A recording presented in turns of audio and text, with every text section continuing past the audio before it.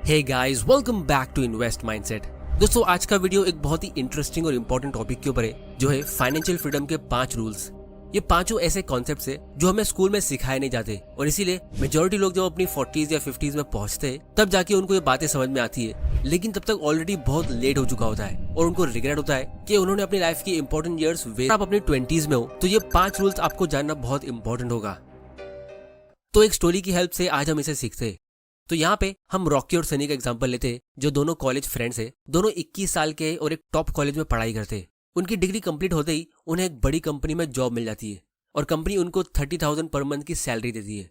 अब सनी का बचपन से ड्रीम था कि वो अपना खुद का एक घर खरीदे, फिर शान से अपने घर से अपनी कार से ऑफिस में जाए, और फाइनली इस जॉब से वो अपने उस ड्रीम को पूरा होता हुआ देख रहा था।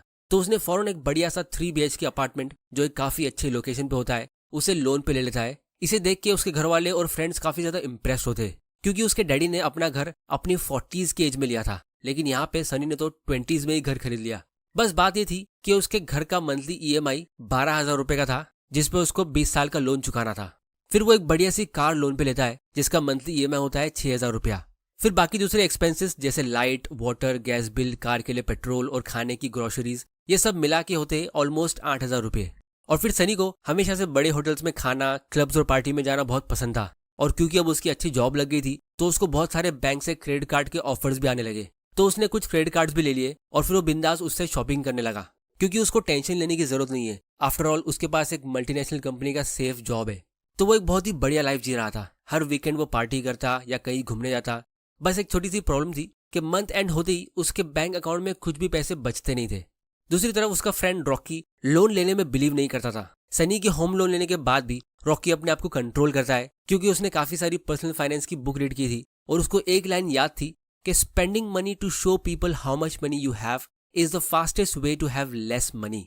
मतलब दूसरों को दिखाने के लिए पैसा खर्चा करना गरीब होने का सबसे आसान तरीका है, और इसीलिए वो अपने लिए एवरेज बिल्डिंग में एक 1 बेडरूम हॉल किचन वाला अपार्टमेंट रेंट पे लेता है, वो भी ऐसी बिल्डिंग में जो सिटी से थोड़ी दूर होती है, ताकि उसका रेंट कम होगा, क्योंकि उसके ऑफिस के आसपास के एरिया में फिलहाल रेंट काफी ज्यादा था। तो उसका रेंट होता है 5,000 रुपया पर मंथ, और क्योंकि उसका घर रेंट पे था तो उसे काफी सारे मेंटेनेंस कॉस्ट पे नहीं करने पड़ते थे, और उसका बाकी का इलेक्ट्रिक, गैस और वाटर बिल, ये सब का खर्चा 8,000 रुपये का होता था, क्योंकि वो खाना थोड़ी अच्छी क्वालिटी का खाता था। और उसने फिलहाल कोई कार नहीं खरीदी, क्योंकि उसे लगता है कि कार एक डिप्रिशिएटिंग एसेट है जिसकी वैल्यू टाइम के साथ कम होती है। तो वो ऑफिस की बस से ट्रैवल करता। अब रॉकी को भी बाहर घूमना पसंद था, लेकिन सबसे पहले उसने अपने लिए एक बजट बनाया, क्योंकि उसको पता है कि अगर एक बजट पहले से नहीं बनाया गया तो ये खर्चा ज्यादा हो सकता है। तो वो हर रोज घर से खाने का टिफिन ऑफिस लेके जाता, और इसके साथ उसने फैसला किया कि वो हर महीने सिर्फ 3,000 रुपया एंटरटेनमेंट के लिए और शॉपिंग के लिए स्पेंड करेगा। जैसे कभी कभी वो मूवी देखने जाता, या 2-3 महीना सेव और प्लान करके वो कोई हिल स्टेशन पे जाता। तो इसी तरह उसकी सैलरी का 15,000 रुपीज मंथली खर्चा हो रहा था, और बाकी के 15,000 रुपीज वो सेव कर रहा था। वो एक काफी हम्बल और सिंपल लाइफ जी रहा था। और यहीं पे मुझे एक साइकोलॉजी ऑफ मनी का एक कोट याद आता है कि savings is the gap between your ego and your income. इसका मतलब क्या होता है, हम इसे वीडियो में आगे डिस्कस करेंगे। तो सेव किए हुए पैसों को उसने प्लान किया कि वो उसे स्टॉक्स और म्यूचुअल फंड में इन्वेस्ट करेगा। तो सबसे पहले उसने एक SIP यानी सिस्टमैटिक इन्वेस्टमेंट प्लान सेट कर दिया 5,000 रुपए का। मतलब ये अमाउंट उसकी सैलरी के आधे ही बैंक से अपने आप निकल जाता है और इन्वेस्ट हो जाता है, और बाकी के 10,000 रुपए का वो खुद रिसर्च करके अच्छी कंपनी का स्टॉक्स लेता। तो ये सब खर्चा होने के बाद भी उसके पास मंथ एंड में एक्स्ट्रा पैसे बच जाते थे। और इसके साथ में रॉकी सनी को एडवाइस भी करता था कि उसे थोड़ा सेविंग्स और इन्वेस्टिंग करना चाहिए, लेकिन उसके बदले सनी हमेशा उसका मजाक उड़ाता कि यार रॉकी, तू थोड़ा लाइफ को एंजॉय किया कर, अपनी जवानी में एंजॉयमेंट नहीं करेगा तो कब करेगा, तू कितना कंजूस है, देख मेरे पास गाड़ी है, घर है, तेरे पास क्या है। तो इसी बीच इन दोनों की अलग अलग सोच की वजह से एक दिन इन दोनों का झगड़ा हो गया, और इस दिन के बाद इन दोनों की कभी बात नहीं हुई, और सनी को दूसरे डिपार्टमेंट में ट्रांसफर कर दिया गया। तो फिर ये दोनों एक दूसरे से मिलते भी नहीं थे। इसी तरह काफी साल गुजर गए। एक तरफ सनी ने बहुत सारे नए दोस्त बना लिए, क्लब्स में घूम के और अपने घर पे वीकेंड पार्टीज करके। दूसरी तरफ रॉकी ने अपने सेव किए हुए पैसों को अच्छे स्टॉक्स में लॉन्ग टर्म के लिए इन्वेस्ट करना शुरू कर दिया, और साथ में उसने अपना एक ऑनलाइन बिजनेस भी शुरू किया, जिसमें उसने एक एम्प्लॉय को रखा। शुरुआत में रॉकी को वो ऑनलाइन बिजनेस सेटअप करने में काफी मेहनत लगी, लेकिन धीरे धीरे करके वो सेट हो गया।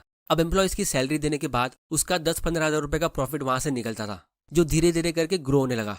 तो उसकी इनकम बढ़ रही थी, पैसे अलग अलग जगह से आ रहे थे, लेकिन उसने फिर भी अपना एक्सपेंस बढ़ाया नहीं। वो वही टिफिन लेके ऑफिस जाता और ऑफिस की बस से ट्रैवल करता, क्योंकि जब भी वो अपना खर्चा बढ़ाने का सोचता तो उसके दिमाग में यही फोटो आता कि अगर वो अपने एक्सपेंस बढ़ाते रहेगा तो वो इस रैट रेस में हमेशा हमेशा के लिए फंस जाएगा और उसे जल्दी से जल्दी इस रैट रेस से निकलना था। तो ये सब चीजें वो साइलेंटली कर रहा था क्योंकि ये सारा कैलकुलेशन उसके दिमाग में था और इसीलिए उसको देख के कोई पता नहीं लगा पा रहा था कि वो एक्चुअली में अपने फ्री टाइम में करता क्या है। सबको यही लगता था कि वो अपने फ्री टाइम में कंप्यूटर में वीडियो गेम खेलता होगा या बोरिंग बुक्स रीड करता होगा, क्योंकि दूर से उसका लाइफस्टाइल काफी बोरिंग दिख रहा था और इसीलिए कोई उसे रोल मॉडल की तरह देख रहा नहीं था। मतलब उसके फ्रेंड्स उसे कॉपी नहीं करते थे बल्कि सनी की लाइफ को कॉपी करते थे। और इसी तरह 7-8 साल निकल गए। फिर एक दिन अचानक से देश में पैंडेमिक शुरू हो जाता है, जिसकी वजह से पूरी कंट्री में रिसेशन आ जाता है। लोग शॉपिंग करना बंद कर देते और जिस कंपनी में रॉकी और सनी काम करते थे उस कंपनी के भी बुरे दिन चालू हो जाते। इनफैक्ट कंट्री की सारी कंपनीज वो टाइम पे स्ट्रगल करती है, तो उनकी कंपनी को सर्वाइव करने के लिए मजबूरन अपने 500 एम्प्लॉयज को निकालना पड़ता है, जिसमें सनी और रॉकी दोनों का नाम होता है। ये बात दोनों को शॉकिंग लगती है क्योंकि जॉब से फायर होना किसको पसंद है। लेकिन रॉकी को इतना टेंशन नहीं होता है क्योंकि उसने हमेशा 4 कदम आगे का सोचा। उसने इस फायर के बदले अपने दूसरे फायर का इंतजाम कर लिया था। उसके पास इमरजेंसी फंड्स थे, बहुत सारी कंपनीज से उसको पैसिव इनकम की तरह डिविडेंड मिल रहा था और उसका एक ऑनलाइन बिजनेस भी चल रहा था। लेकिन सनी ये ले ऑफ की बात सुन के हक्का बक्का रह गया। उसने इस बारे में कभी सोचा ही नहीं था। उसको लगता था कि जॉब सिक्योरिटी रियल होती है क्योंकि बचपन से वो यही सुनता आ रहा था। लेकिन जैसे ही उसको जॉब से निकाला गया तो बैंक का होम लोन और कार लोन डिपार्टमेंट सनी के पीछे पड़ गया, क्योंकि उसके 20 साल के होम लोन में से आधा लोन तो भी बाकी था और कार लोन का भी 2 साल अभी बाकी था। उसके इतने सारे फ्रेंड्स जिनको वो अपना मानता था, अब उसको उनकी रियलिटी पता चलने लगी। सच ये है कि इस टाइम पे सबकी हालत खराब थी, इसीलिए उसको अपने रिश्तेदारों और अपने घर वालों से उधार लेके गुजारा करना पड़ा। लेकिन ये भी हमेशा नहीं चल सकता, तो फाइनली उसने फैसला किया कि वो अपनी कार बेच देगा। लेकिन रिसेशन की वजह से मार्केट बहुत बुरा था, तो उसको वो कार बहुत सस्ते प्राइस में बेचनी पड़ी और जो पैसे उसे गाड़ी को बेच के मिले उसको उसने फौरन होम लोन की ईएमआई के लिए भर दिया। और यही टाइम पे जब उसको लग रहा था कि इससे बुरा और क्या हो सकता है कि उसको जॉब से निकाल दिया गया और उसने अपनी कार को सेल कर दिया, तभी उसको खबर मिलती है कि उसके एक फैमिली मेंबर को कोरोना वायरस हो गया है। सनी के पास इंश्योरेंस था, लेकिन वो इंश्योरेंस उसकी कंपनी ने प्रोवाइड किया था और क्योंकि उसे जॉब से निकाल दिया गया तो उसका इंश्योरेंस भी अब नहीं रहा और इसीलिए उसे अपनी वाइफ की ज्वेलरी बेच के और जो भी थोड़े बहुत पैसे उसने यहाँ वहां सेव किए थे वो सारे मेडिकल एक्सपेंस में खर्च करने पड़े। मतलब अब सनी पूरी तरह ब्रोक हो चुका था और उसकी हालत काफी खराब थी क्योंकि उसको हर महीने होम लोन की ईएमआई भरनी थी और उसको जॉब भी नहीं मिल रहा था क्योंकि सब कंपनीज वो टाइम पे लोगों को निकाल रही थी, हायर कोई नहीं कर रहा था। तो उसका एक एक दिन बहुत मुश्किल से गुजर रहा था और इसीलिए वो थोड़ा डिप्रेशन में भी चला गया। यहाँ तक कि उसके दिमाग में सुइसाइड के भी ख्याल आने लगे और वो अपनी लाइफ को ब्लेम करने लगा कि उसके साथ ही ऐसा क्यों होता रहता है। इसी बीच उसको रॉकी का कॉल आता है जो उसे अपने घर बुलाता है। अब क्योंकि ये दोनों पुराने दोस्त थे और रॉकी को सनी की खराब कंडीशन की खबर कहीं से मिल गई थी, तो जब ये दोनों मिले तो उनमें कुछ पुरानी बातें हुई। सनी ने सबसे पहले रॉकी को उस झगड़े के बारे में सॉरी कहा कि वो जोश में आके थोड़ा इगोइस्टिक हो गया था। फिर उसने बताया कि उसकी हालत बहुत खराब है, उसकी कोई मदद भी नहीं कर रहा है। तब रॉकी कहता है कि मैं तो उस झगड़े के बारे में कब का भूल चुका था, मैंने तो तुझे उसी दिन माफ कर दिया था, मुझे पता है कि तू दिल से बहुत अच्छा इंसान है। तो दोस्तों यहाँ पे आप लोगों के लिए एक बोनस रूल ये है कि दुनिया में पुअर और इगोइस्टिक लोग यानी गरीब और अखड़ू लोग बहुत सारे, जिनकी जेब में इतना पैसा नहीं होता है जितना उनका ईगो होता है। तो ऐसे लोगों से बदला लेने के लिए आप अपना टाइम वेस्ट मत करो। लाइफ उनको खुद ही सबक सिखा के हम्बल बना देगी और फिर आपकी सक्सेस उनके जख्म पे एक्स्ट्रा नमक डाल देगी। तो इसीलिए aim to be rich and humble, not poor and arrogant. फिर रॉकी सनी को कहता है कि देख दोस्त, मैं जल्दी रिटायर होके अपनी वाइफ के साथ एक वर्ल्ड ट्रिप पे जाने का सोच रहा हूँ और मुझे चाहिए एक ऐसा भरोसे वाला आदमी जो मेरे ऑनलाइन बिजनेस का ध्यान रख सके। मुझे पता है कि तुम दिल से काम करते हो, इसलिए मैं सोच रहा हूँ कि मैं तुम्हें 15,000 रुपए की मंथली सैलरी पर रख लूँ। ये सुन के सनी काफी खुश हुआ, लेकिन शॉक भी। खुश इसीलिए क्योंकि उसने चैन की सांस ली कि उसके सर से वो होम लोन का और वो रिकवरी एजेंट्स का टेंशन दूर हो गया। लेकिन शॉक इसीलिए कि इतना जल्दी रॉकी रिटायर कैसे हो सकता है, अभी तो वो बस 28 साल का है। 8 साल पहले ये दोनों ने बिल्कुल एक जैसी शुरुआत की थी, लेकिन आज इन दोनों की फाइनेंशियल कंडीशन में जमीन आसमान का फर्क है। तो अब हम इनकी लाइफ से कुछ इंटरेस्टिंग लेसन्स डिस्कस करते हैं। तो दोस्तों, अगर आपने इस स्टोरी में ध्यान दिया है तो सनी की फाइनेंशियल कंडीशन खराब होने का सबसे पहला और सबसे मेन रीजन था लोन।